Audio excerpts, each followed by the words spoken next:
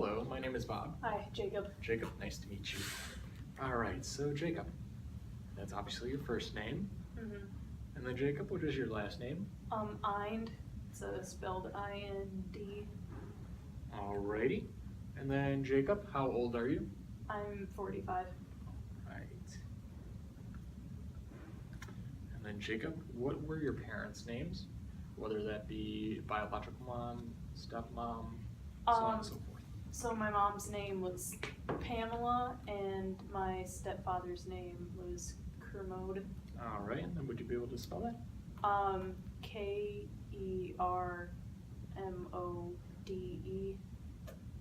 All right, and then Jacob, is there an alias that you go by? No. All right. And then Jacob, I have to just ask this of everyone, just to let you know, and don't be offended by this question, but are you on the National Sex Offender Registry? No. Okay. We just have to ask that of every single person that comes in here. All right, so let's see here. So what would you say your marital status is? I'm single. All right, single. All right, and then you would identify as male, correct? Yes. Okay. All right, and then Jacob, what would you say your reason for being referred to this jail would be? Do you mean like the crime? Yes. I was convicted of first-degree murder.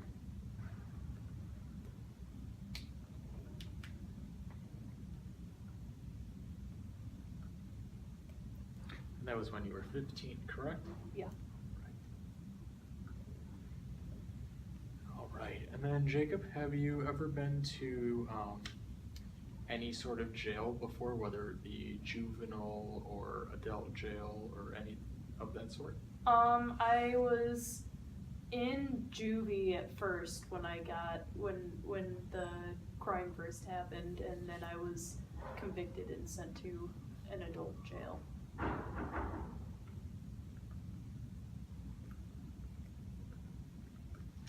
All right, and so you were like 15, 16 when they sent you to juvie. And then what would you say the transition was like going from juvenile jail to adult jail? It was a pretty interesting transition, just kind of in terms of like the people that were there and like the structure of it. Like a lot of the people in the adult jail were a lot older than me. It was like a little intimidating being there. Because at the time I still hadn't completely grasped what was going on yet. Okay. Yeah. Let's see here. All right, so are there any biological needs that you would like to have, whether that's like reconnection with your family that might still be alive, whether it's like a brother or sister or any relative, whether it be like uncle, aunt, cousin? I would probably, I don't really know. My brother is still out there, my brother Charles, so maybe have some kind of connection with him, some kind of contact. All right. And then any psychological needs that you might need, whether it be medication or treatment or anything of that sort? I'm not on any medication right now.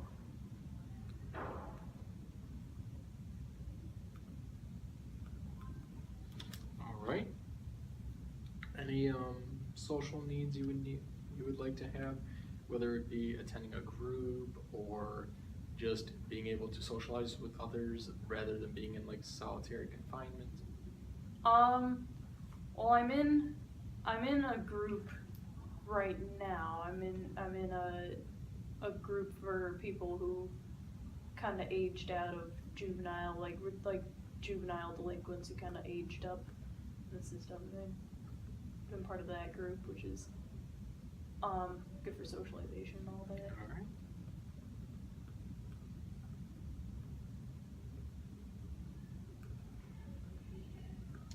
And then, would there be any spiritual needs by any chance that you would need, whether it be like a priest or someone to talk to about struggles that you might be going through that could offer some spiritual advice? No. No, I think I'm good on that end. All right. All right. We just have to ask just for people that might have a religion and some that may not. It's just to see if someone might want that extra little bump towards a good direction. All right. And you said you're not on any medication at this point? No. Was there any medication that you were on previous to being here? No. Okay.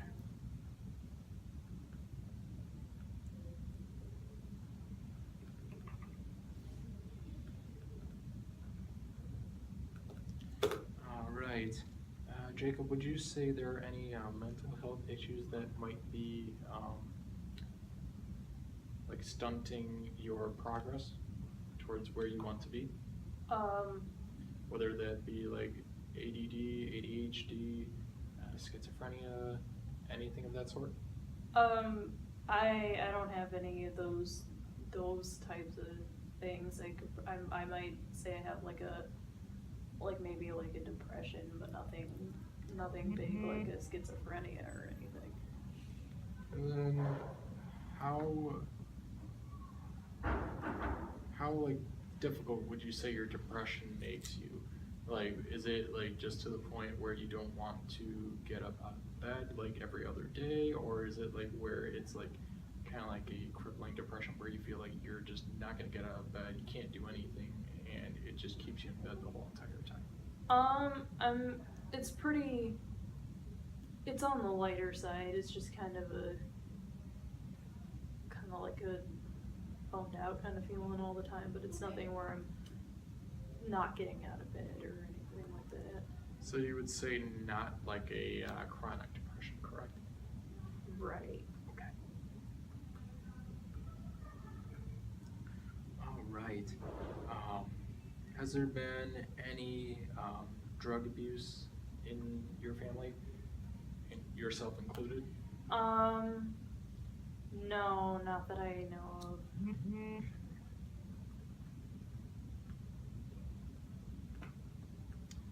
So no uppers, downers, alcohol, weed, cocaine, No. none of that stuff? Okay. All right.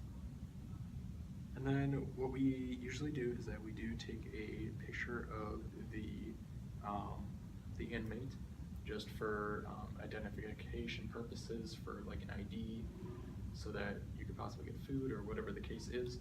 It's just also so that we can keep track as well. Okay. You don't already, I've been here a while, you don't have that stuff on hand or anything? Who knows? Someone might have accidentally mixed up files, who knows, but it's just to be safe. Okay. All right. And then you did not have a vehicle prior to having been sent to jail, correct? No. Okay. All right. And then what services do you think would help you like benefit from your stay here, besides the group that you are already in? Would you like any other services that you might possibly benefit from? Not really sure. I don't know about like all the programs that are here. I like, using the library and stuff like that to read and all that. All right. So I'm taking a guess that you are a reader, correct? Yeah, I like reading. I've been doing a lot of that lately. All right.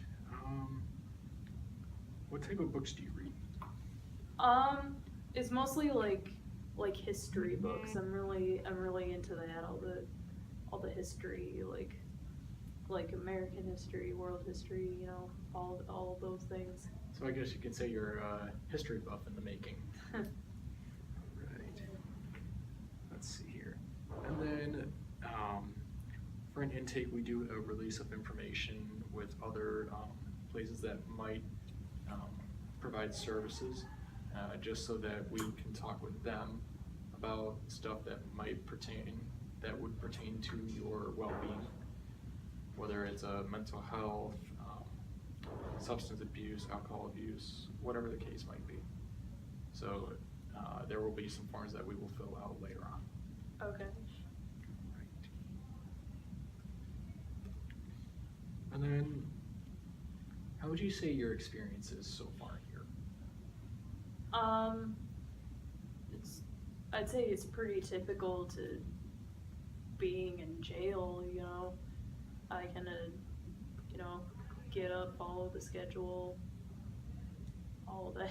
Like, I don't think I have any outstanding, like, circumstances, like, nothing special, not special, but nothing, like, specific has happened.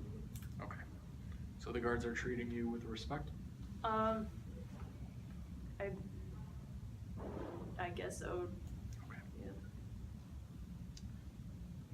All right. And then, would you say you have any disabilities that, like in school, like where like a teacher or like another counselor, like previously, if they had said you have a special learning problem or issue? No. No? Okay. All right, so there's no need to elaborate on that. All right, and then you said you did not have any substance abuse issues or alcohol related things? No. Right. And then with the crime that you ended up committing, what do you think your life would have looked like if you decided not to commit that crime? Well, it'd definitely be a lot different. I wouldn't be in jail. I have some kind of job. I didn't really think much about it before that. I was 15. I wasn't like thinking about my future or anything. So, I don't know. All right, it was just a question just to see like if you had processed what your life could have been like if you could have redone that whole thing and not taken, I guess you could say, anger out on your mom and your stepdad.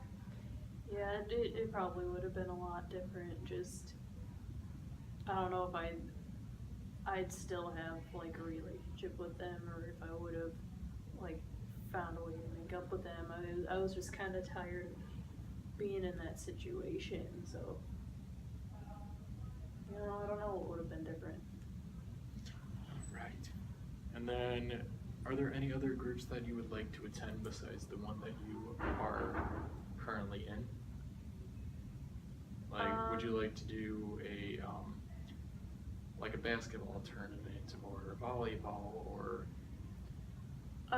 something no. that'll keep you active? I think I like the one I'm in just now. All right.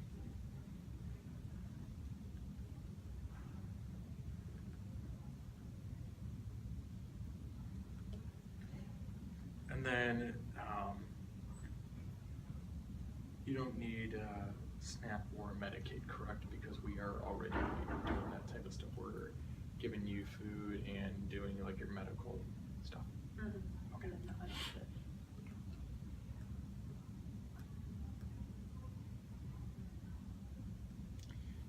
All right, Jacob. So there is a consent form that I'm going to have you sign, which basically says, I, and then your name, am aware that the info that is shared with whoever will be held confidential and not released or exchanged to anyone unless there is a cause of harm to self or to others that is noted by one of us. Okay. So it's requiring your signature and then the printing of your name just in case the signature can't be read, and then today's date. So let's see here, and then your name, Jacob Hein, and then signature.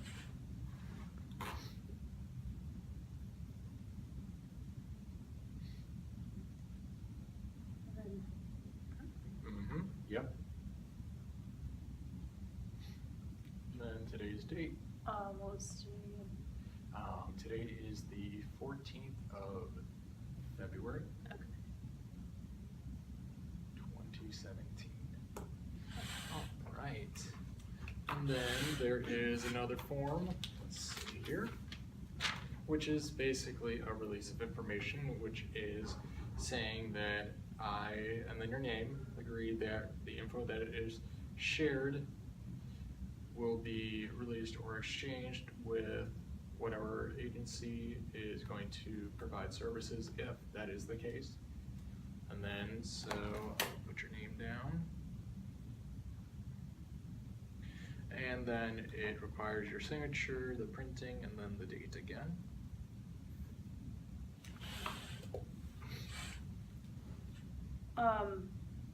So this is saying, so the other one was saying that nothing was gonna be released, and this one's saying that stuff is gonna be released.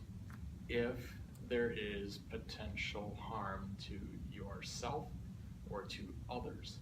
Okay. Like if like say you're having a, how to put it,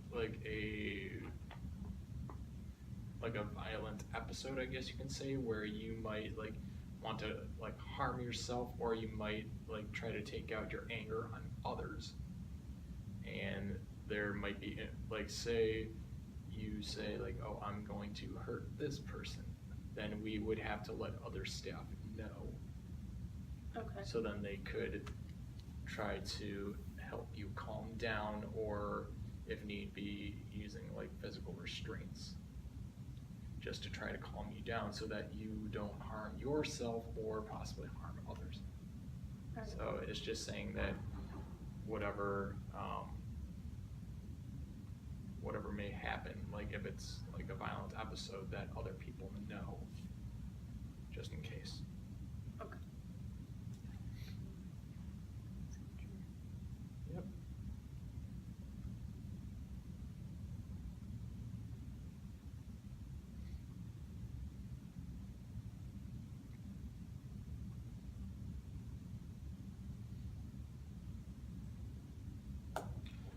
Right, awesome. All right, and so there is going to be a very quick mental health screening, I guess you could say, Okay. where I'm just going to ask 3 general questions. If you could elaborate on them, if you say yes to any of these, if you could like just elaborate a little bit, just so I can make note of that. Alright. So Jacob, have you experienced any panic attacks, I guess you can say? Not recently. Okay. Okay. But you have in the past, correct? Yeah. Okay.